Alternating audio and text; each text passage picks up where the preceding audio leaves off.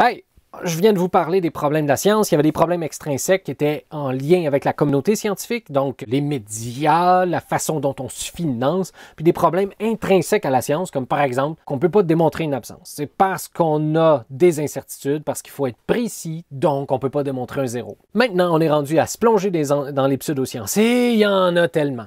C'est fou. On a de l'imagination, hein, l'être humain. Puis, comme souvent, les scientifiques se cachent derrière le sophisme de l'appel à l'autorité, puis que c'est très difficile de percer dans des domaines où il y a énormément de connaissances. On finit par se créer des domaines de pseudosciences qui répondent à ce besoin-là de connaissances. C'est un peu triste. Donc, c'est super important de dévoiler nos connaissances, de démontrer comment on apprend, de comment on est sûr qu'une connaissance est bonne ou pas, à mon avis, si on veut enrayer les pseudosciences. On va commencer avec les antioxydants. Au Québec, c'est fort. Ça a été très, très fort, les antioxydants. Ça l'est encore. Donc, je vais recevoir sûrement une coupe de tomates. Les antioxydants, c'est M. Richard Béliveau, je pense, qui avait énormément fait la promotion de ça, les aliments contre le cancer, parce qu'ils ont des antioxydants dedans. Essentiellement. Je pense qu'il y avait pas une religion. Quel lapsus. Il y avait une émission à Radio-Canada, Campagne, où il faisait de la nourriture contre le cancer. C'est absolument génial. L'idée derrière, c'est celle-ci. Nous sommes formés de cellules avec un noyau extraordinaire parce qu'il protège l'ADN qui nous permet à nos cellules de se multiplier. Il ne faut pas que cet ADN-là mute parce que sinon, on risque d'avoir des cancers et de mourir. C'est pas cool. Fait que d'où la double couche de phosphoglycérolipides tout autour de l'ADN du noyau. C'est extraordinaire. C'est pour la protéger. Entre autres parce qu'on a des mitochondries, ces espèces d'usines-là de production d'énergie font tout plein d'ATP, donc qui nous permettent de courir, mais souvent génèrent des déchets. Ces déchets-là sont hyper oxydants, que ce soit du O2- ou du H2O2, ça génère des radicaux libres. Ben, juste O2-, vous le savez, c'est un radical libre à proprement dit. Puis H2O2, ben, vous imaginez la liaison entre le H, le O, le H. La liaison entre les deux O est super faible. Quand ça se brise, comme les deux oxygènes ont autant d'électronégativité, la liaison se brise, puis il y a un électron qui s'en va sur cet oxygène-là, il y a un électron qui s'en va sur cet oxygène-là, ça vous génère deux radicaux libres. Fait que ça, c'est deux radicaux libres ou générateurs de radicaux libres terribles. Puis vous le savez, les radicaux libres se mettent à faire des réactions avec n'importe quoi. Fait que si ça touche à l'ADN, vous êtes fait, ça va l'oxyder, ça va muter l'ADN, la cellule risque de mourir ou pire, de devenir immortelle, de se multiplier à l'infini jusqu'à temps que ça devienne une tumeur, puis que ça devienne malheureusement un cancer généralisé, puis que la personne meurt. Ça serait pas cool. Mais comme ça se fait, ça, par un mécanisme d'oxydation, ça serait cool de manger des antioxydants. C'est super logique. Tu manges tout plein de légumes qui ont tout plein d'antioxydants, ils rentrent dans la cellule, ça bloque l'oxydation, bing bang pouf, protégé contre le cancer. Oup, oup, oup. Super le fun. Fait que la mécanique derrière, elle a bien du sens. Mais, j'avais posé la question à une nutritionniste menée au CHUM Saint-Luc à l'époque, il y a une dizaine d'années. Puis, est-ce qu'on avait fait des études pour savoir si les antioxydants ne subissaient pas justement énormément de transformations à l'intérieur du pH acide de l'estomac? Est-ce qu'ils se rendent bel et bien jusque dans nos intestins? Elle ne le savait pas. Est-ce qu'ils sont capables après ça de pénétrer à l'intérieur de notre sang en passant à travers notre petit intestin? Malheureusement, elle ne le savait pas non plus. Est-ce qu'on a dû le trouver dans le sang? Elle ne savait pas non plus. Est-ce que ça se rend exactement à la cellule qui est en train de muter en ce moment parce qu'elle est en train de devenir cancérigène? Est-ce que l'antioxydant va arriver, va rattraper le radical libre au bon moment? Commence à avoir toute une longue shot là, pour essayer d'éviter ça. Ça t'en prend de l'antioxydant dans le sang si tu veux bloquer toutes les oxydations. Puis vous le savez bien, il y a bien des oxydations qui sont importantes en plus dans le sang. Ça fait bien des affaires à vérifier. Quelque chose de vraiment simple à vérifier, ça serait d'avoir deux populations. Mettons, on se prend un million de personnes. La moitié d'entre eux, on prend un demi-million de personnes, ils prennent tout plein d'antioxydants. Un autre demi-million de personnes, ils se prennent pas beaucoup d'antioxydants, mais on les laisse vivre pendant 8 ans, mettons. Puis au bout de 8 ans, tu compares le nombre de morts par cancer d'un deux côtés ou le nombre d'apparitions de cancer des deux côtés. Est-ce qu'on peut faire une expérience comme ça?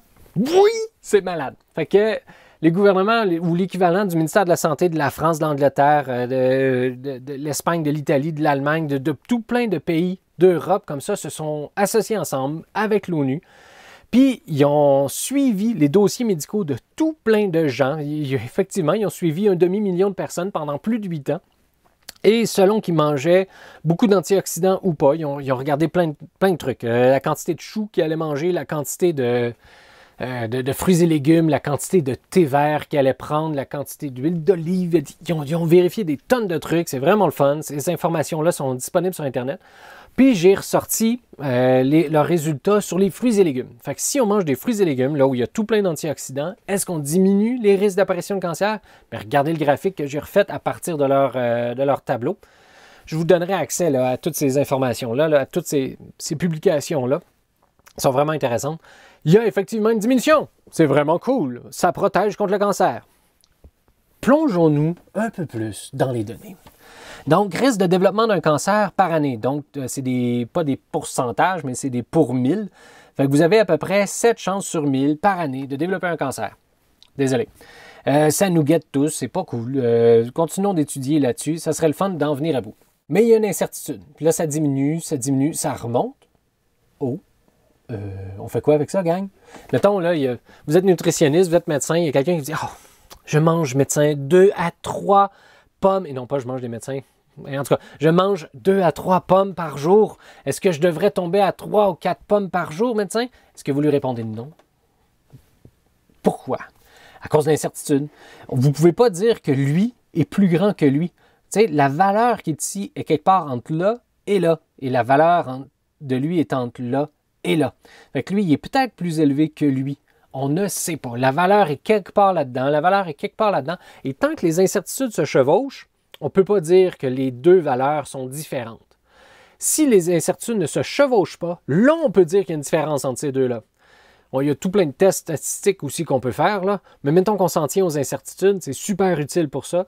Quand c'est de même, on ne peut pas dire que c'est différent. Quand c'est de même, là, c'est différent. Fait qu'il n'y a pas de différence entre ça, puis ça. Il y a une différence entre lui puis lui. On peut se dire qu'il y a quelqu'un qui se prend 0 légumes par jour, bien probablement qu'il a un style de vie un peu poche. Peut-être qu'il fume, peut-être qu'il ne court pas, peut-être qu'il ne fait pas de sport, peut-être qu'il a plus de chances d'avoir des cancers. Peut-être qu'il boit en masse puis qu'il a un cancer du foie qui l'attend, du poumon pour la fumée, du côlon pour la viande. Ça se peut que ça ne soit pas nécessairement ça parce qu'en ligne, les incertitudes sont super proches. Mais ça se peut que ça soit les fruits et légumes. D'ailleurs, dans les fruits et légumes, il y en a des vitamines et minéraux là-dedans qui sont essentiels pour le fonctionnement de nos enzymes. T'sais, il y a des cofacteurs. Les vitamines servent de cofacteurs pour que l'enzyme puisse fonctionner comme il faut. Si vous enlevez le cofacteur, cette vitamine-là qui est à l'intérieur de l'enzyme, ben, elle change de forme, puis après ça, elle ne fait plus sa job. Vous avez donc besoin de vitamines. Mangez vos fruits et légumes. Mais dès que vous avez un minimum de vitamines, vous êtes correct. En prendre plus, ça ne vous protégera pas plus. Ah, ouais. Il y en a tout plein qui disent que prendre de la vitamine C, ça guérit guérit le rhume, guérit la grippe.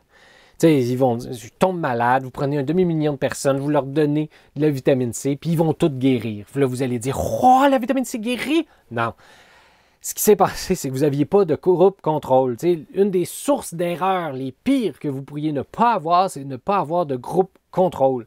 Tu sais, là, en ce moment, ce groupe était le groupe contrôle de celui-là. Est-ce que lui a un plus petit taux d'apparition de cancer que celui-là? Oui, mais de pas beaucoup. Est-ce que lui, par rapport à lui, ainsi de suite. Fait que si vous prenez 1 demi-million de personnes qui prennent la vitamine C, 1 demi-million de personnes ou 10 personnes, tiens, mettons qu'on a moins de budget, 10 personnes qui prennent la vitamine C, 10 personnes qui ne prennent pas de vitamine C, vous attendez qu'ils tombent malades, donnez-y pas la maladie. Ça ne serait pas éthique, ça ne serait pas cool. Attendez qu'ils tombent malades, puis après ça, vous chronométrez, ça prend combien de jours pour que les gens, pas survivent, là, mais guérissent du rhume.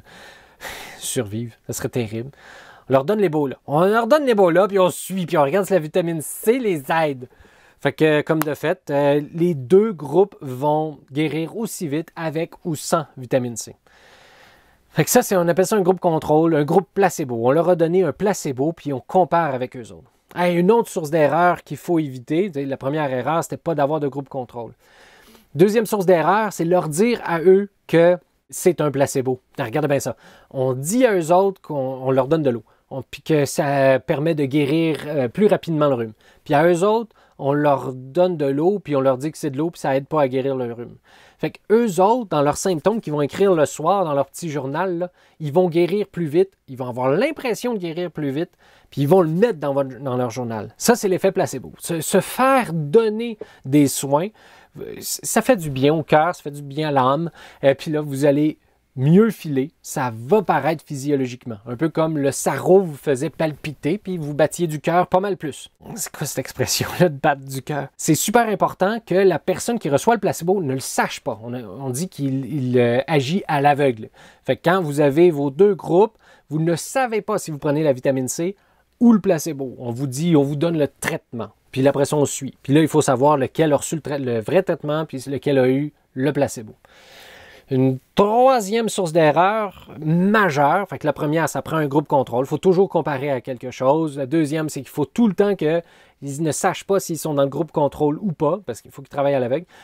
Troisième chose, c'est qu'il faut que l'expérimentateur ne sache pas non plus si vous êtes dans le groupe contrôle ou dans le groupe expérimental pour vrai. Là.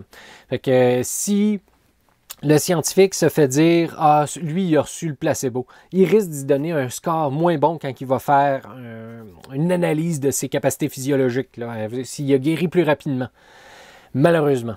On s'est amusé avec des scientifiques pour les berner là-dessus, pour mesurer l'effet placebo chez les scientifiques. On leur donnait des souris extraordinaires, mais vraiment, là, ils ont été sélectionnés génétiquement pour faire pas des laboratoires, mais des labyrinthes super rapidement. Fait qu'ils mettaient le fromage, la souris était dans le labyrinthe, les souris y allaient super vite, puis ils donnaient des bons scores avec leur chronomètre. Là. Puis ces mêmes souris-là, même génétique, là, des clones, littéralement.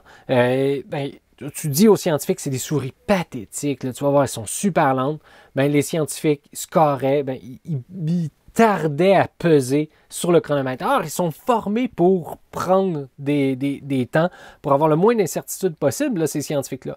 Mais, si tu les biaises, puis tu leur dis ces souris-là sont poches, ils vont finir en moyenne, par donner des moins bons scores. Puis ça, on l'a vu avec des profs aussi. Tu dis à des profs, ça, c'était un groupe pathétique. Il est épouvantable. Cet étudiant-là, il est terrible. Il risque de donner des moins bons scores que si tu leur dis « Ah, c'est d'excellents étudiants, je les ai eus, tu vas voir, c'est super facile, tu peux corriger les yeux fermés. » Ils vont donner des meilleurs scores.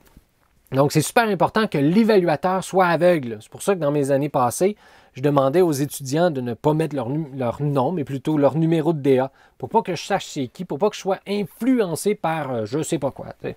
Quand tu connais ces biais psychologiques-là, il y a moins de chances que tu tombes dedans. On fait de notre mieux. Au minimum, ça prend ça. Un groupe contrôle à double aveugle.